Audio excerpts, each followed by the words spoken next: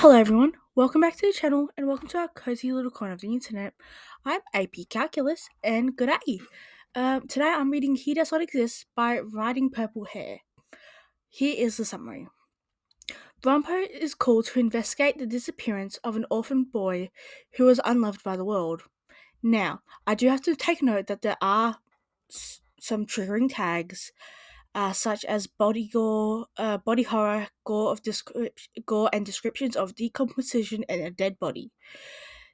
It's a heavy one, but it's not too graphic. So if you guys are good for that, that's all good.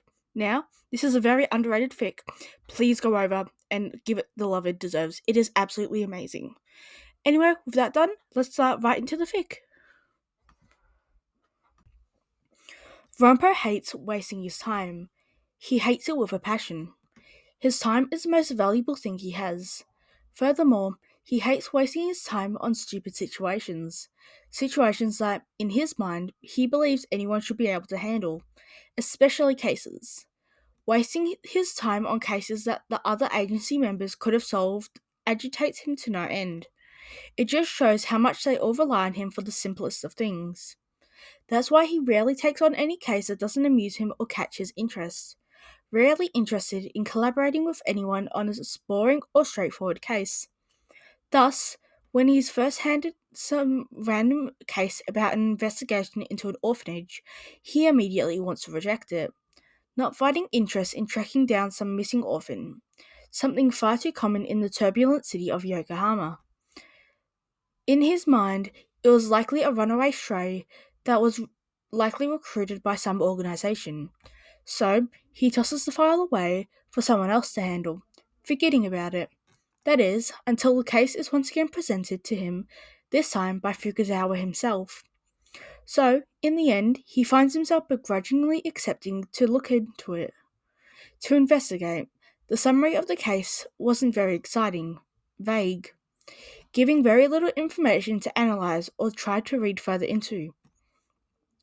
A child from an orphanage near the outskirts of Yokohama disappeared. Age 15. Real name unknown. Referred only by number 78 by the staff and other orphans. Described as nothing more than an obedient child by the director. The other children there refused to give any accounts of knowing him. The other staff simply remarked that he was like all the other children without further elaboration. Any records of his real family were non existent, even to the director, who explained that the boy was found in some garbage bags as an infant before being placed in the orphanage.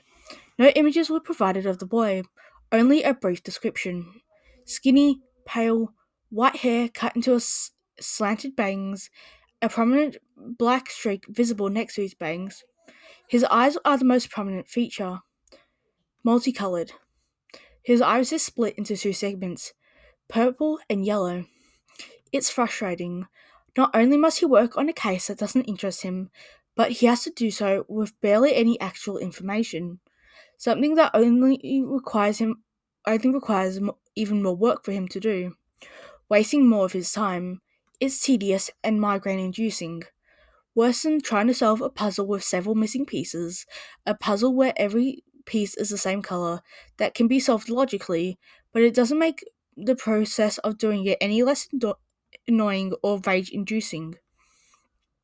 Rumpo doesn't go to the orphanage alone. He never does. The train system is a labyrinth that he never dares to try to navigate alone. He doesn't have to. He's never been forced to travel alone. He is always accompanied by one of his co-workers when a case requires him to travel somewhere. He rarely cares about who the co-worker is. It doesn't really matter to him. It's not like he'll actually need their help solving the case. They're nothing more than a guide. The president typically just assigns another agent to fit that role. In this case, the unlucky one chosen is Kunikida, which Rampo doesn't mind too much. He's less troublesome or nagging than some of his other co-workers, as long as you don't allow his rambles to run off. On top of that, he follows instructions without being asked questions, saving him from useless arguments. Ugh, this place looks as depressing as I predicted it would. Kunikita sighs as he hides his notebook in his jacket, beginning to walk to the door of the orphanage. I understand this place isn't ideal for you, but please try to remain professional, Rampo-san. We're investigating the disappearance of a child, after all. Rampo simply hums nonchalantly.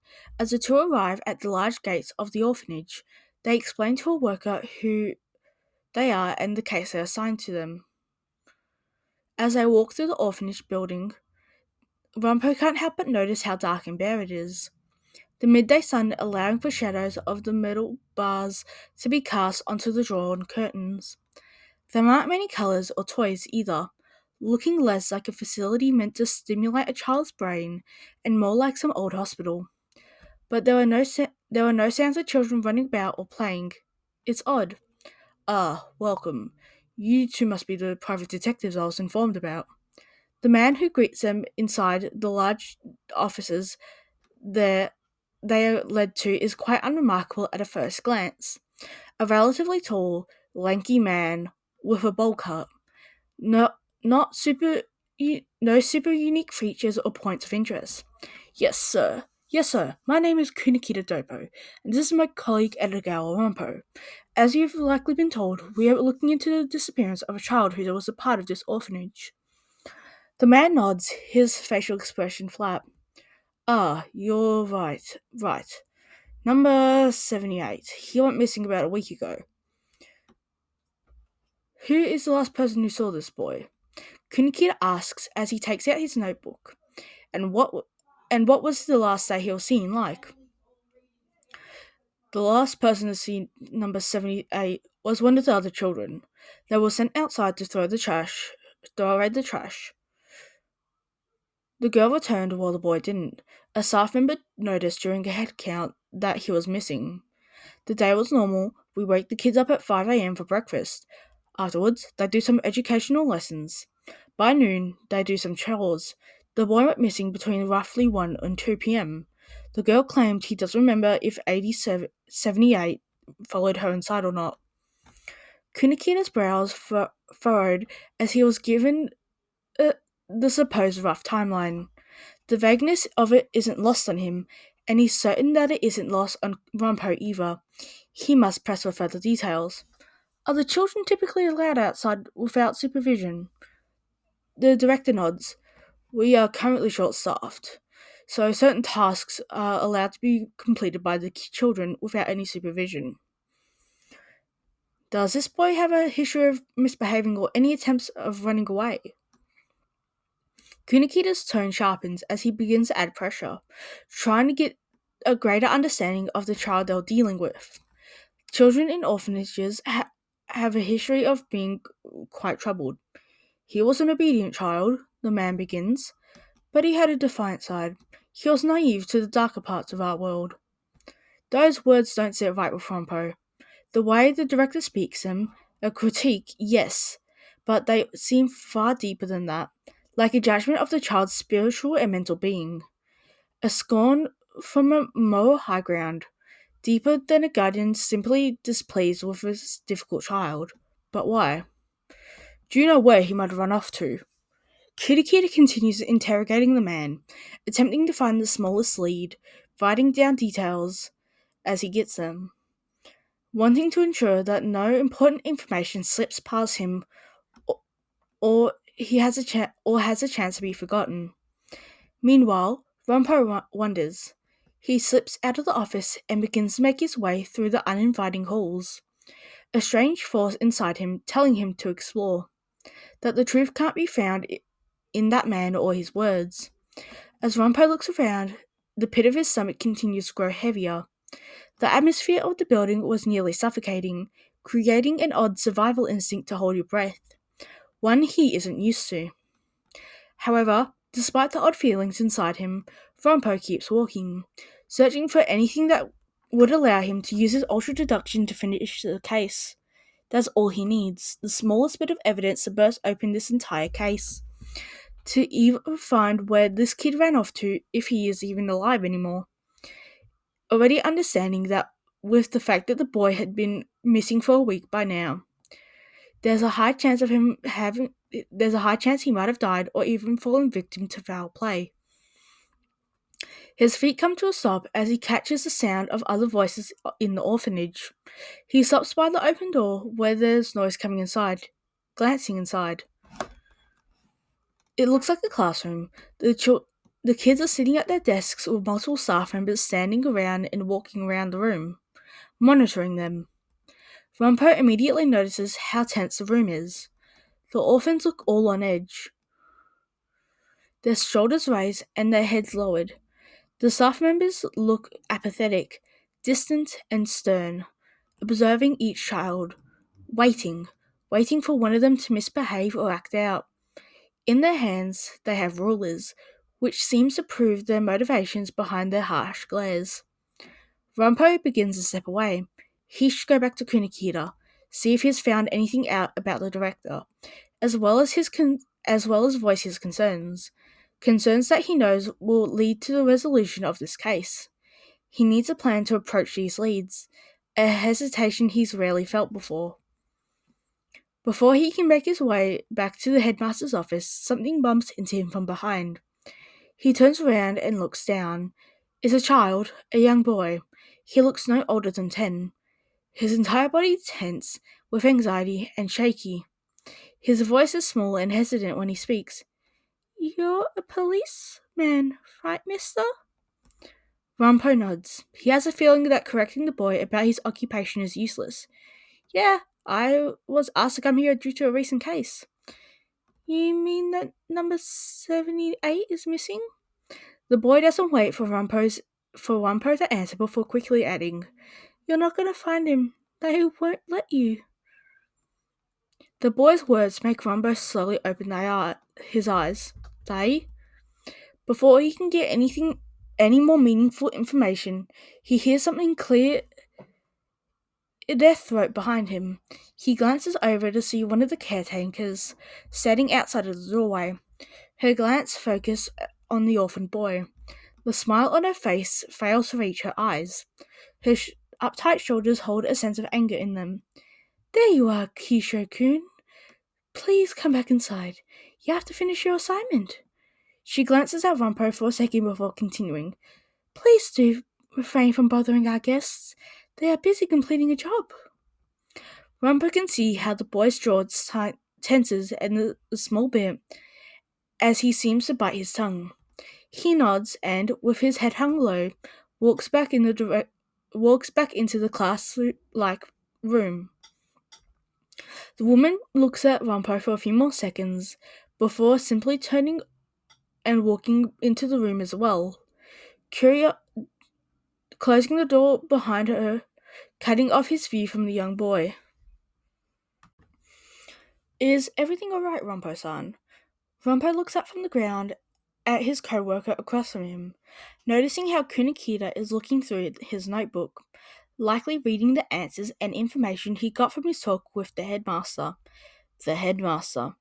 Did he tell you anything important? Kunikita isn't too shocked when Rumpo dodges his answer.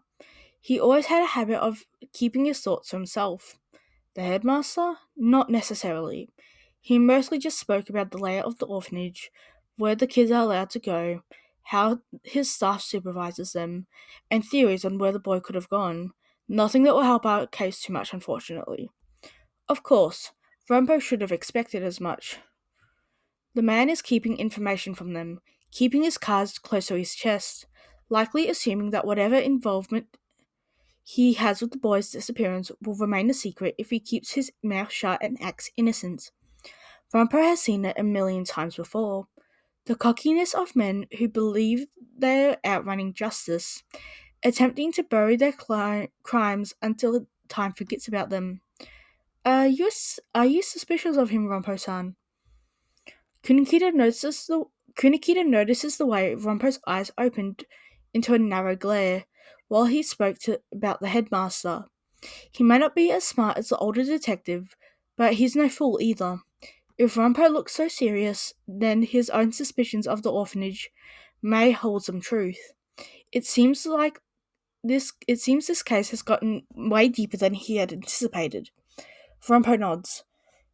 "Tomorrow we'll visit again, Kunikita. When you speak to him, add pressure. back him into a corner and try to make him crack. Entertaining his attempts to appear innocent will only drag this out further. Meanwhile, I'll investigate the building properly. We're solving this case tomorrow. Hello again, Kunikida-san. I see you're alone today. Kunikida steps into the office with a hardened expression. He notices how the other man doesn't seem too surprised to see him back. His composed and closed-off attitude indistinguishable from how it was the day prior. My co-worker is busy handling another job, he states bluntly. I have more questions for you regarding this case. The man hums. I believe it was clear that I told you all the information I know yesterday. I'm sure we are both well aware that that's not the truth. Rombo doesn't bother entering the main entrance of the orphanage. He doesn't need to. He knows he will not find anything more in there. He begins to walk around the side. There must be another building around, one that belongs to the orphanage. That is where he'll find his answers, where he'll find the missing boy, he is sure. He doesn't need to be sneaky. The staff and children are all locked inside, and Kunikida is keeping the headmaster busy. None of them have abilities either. He has no reason to be extra cautious. He makes his way through the low grass, looking around, and soon enough his eyes land on the shed. Did you know the kid's name? The orphanage director stays quiet for a moment, as he crosses his arms behind his back. No, that child has no name. His parents threw him away. It was a coincidence that one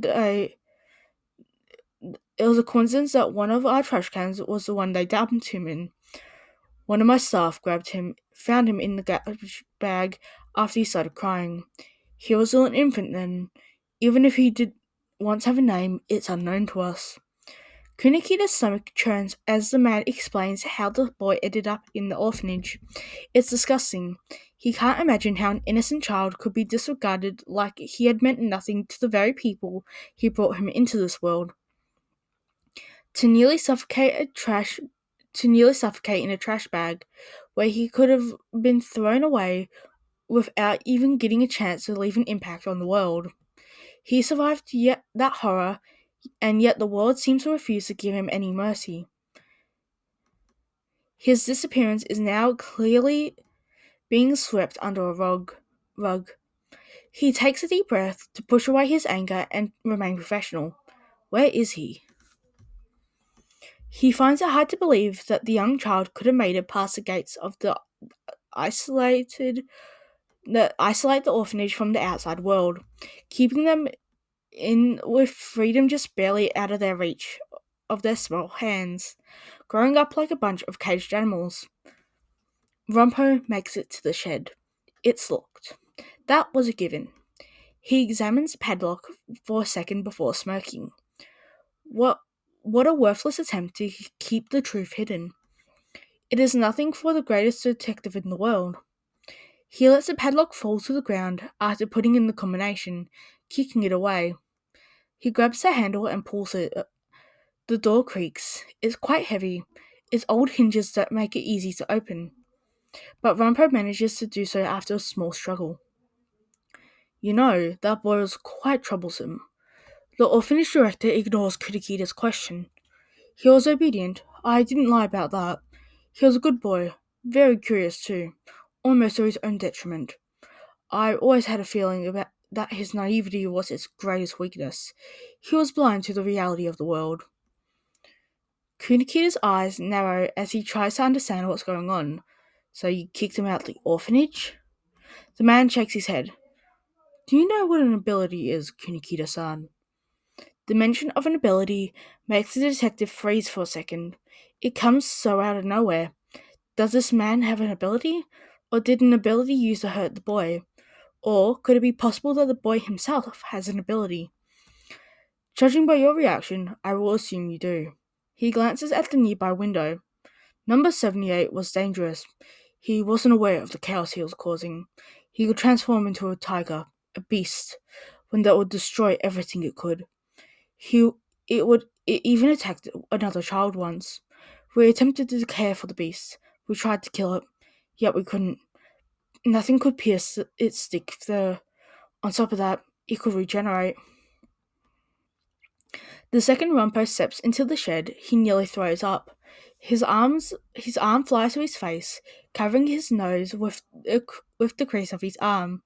The disgusting stench that covers the entire area is overwhelming, and he recognizes it, and one that he recognizes easily.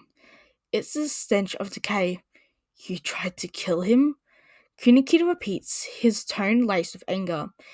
Instead of trying to help the poor boy control his ability, or call someone to assist him with it, you try to kill him? The director fully turned towards the window, walking towards it and staring at the back courtyard of the orphanage. His soul was damned. There was no way to help him. He was a child whose entire being was corrupted. The devil had ruined any chance of saving him. Those words make it harder for Kunikita to remain professional, to appear stoic and unaffected. He is a man of ideals. He understands how important beliefs are to one's identity and way of life. But this isn't what that is. This man, the way he speaks, it's an excuse, a way to justify his actions, to alleviate himself of guilt by claiming his ideals guided how he behaved, how he treated the boy who he saw as unsavable and evil. There was nothing I or my staff could do to him for him. He needed redemption. He needed to be freed from his cursed body and meet God's judgment. Where only then where only then could he be saved and able to and unable to cause further pain or misery. The voice in the back of Kunikita's head is yelling at him at this point, telling him that the boy, number 78, is gone. The headmaster's words, they point to only one possible outcome for this poor child: death. Killed by another man's beliefs and condemns nations of his existence. So, he returns to his first question he asked when he entered the room. Where is he? Vrompo pushes past his nausea, forcing his body to move through the rancid smell that was weighing down in the air. He keeps his nose covered and squints as he looks around, searching for the source of the smell. His eyes land on a crate. It would be unassuming to the average person. There's a brown wooden box among the similar boxes and some cardboard ones. But Rompo's nose is the final puzzle piece, the key to closing this case, to finding number 78. He approaches it, slowly. He places a hand on the wood and examines the lid. There are no nails in the lid, nothing to stop one from simply propping it open. Whoever caused the crate seemingly believed that the lock on the shed was the only protection needed to ensure that no one got to the crate. He grips the side of the lid and opens it.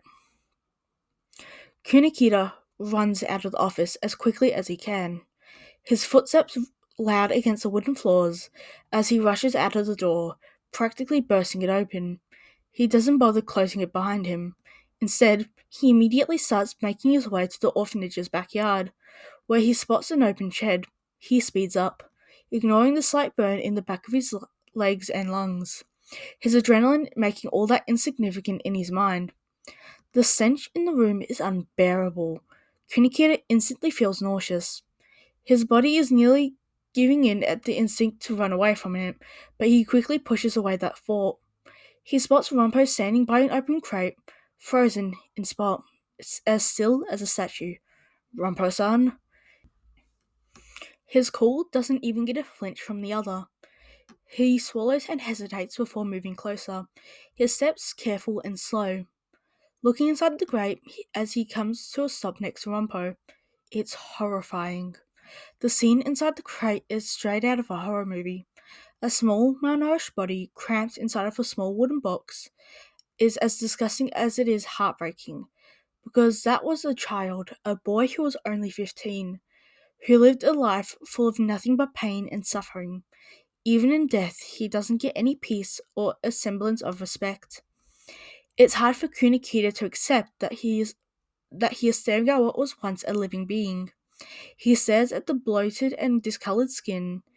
He can't imagine it belonging to a child who should have had so much time left. He looks at the blistering and peeling flesh. His brain imagines the child who has likely only ever longed for love and a real family. He watches as bugs explore the unmoving body. His heart stops beating as it tries to comprehend the pain and terror the poor child experienced in his final moments. A child with no name, no family, no future. A baby who deserved a fair shot at love, life, and joy. But instead faced nothing but hatred and exile. Kunikida cannot comprehend. He cannot understand how it could be this way. How the world could be so cruel to an innocent child. This is not how it was meant to be. How his life was meant to end. He should have had the privilege of experiencing a long, healthy life, but he didn't. And Kunikida can't change that. All he can do is stare at the crate. At a child who seemed to barely even existed. Well, okay, that was absolutely heartbreaking. Holy shit. Okay, this is only my second read. Like, I read it once and I instantly asked the author. I instantly asked, Writing Purple Hair, I think? Yeah, Writing Purple Hair. I instantly asked them because I saw this on Reddit. Yeah. And oh my god, I loved it. But holy shit, I'm crying again. Oh my gosh. It's so heartbreaking because the poor little Atsushi, if you didn't grasp what it was, that was Atsushi. And the headmaster. But yeah, poor Atsushi. My poor boy. He deserved so much better. Honestly, Writing Purple Hair, you did amazing, but please give Atsushi a better life. But anyway, I hope you guys enjoyed this. Make sure to take care of yourself. I'll see you guys later. As you know, I'll leave my life, what's going on in my life, in the description below. Hope you guys enjoyed this. See you later. Bye.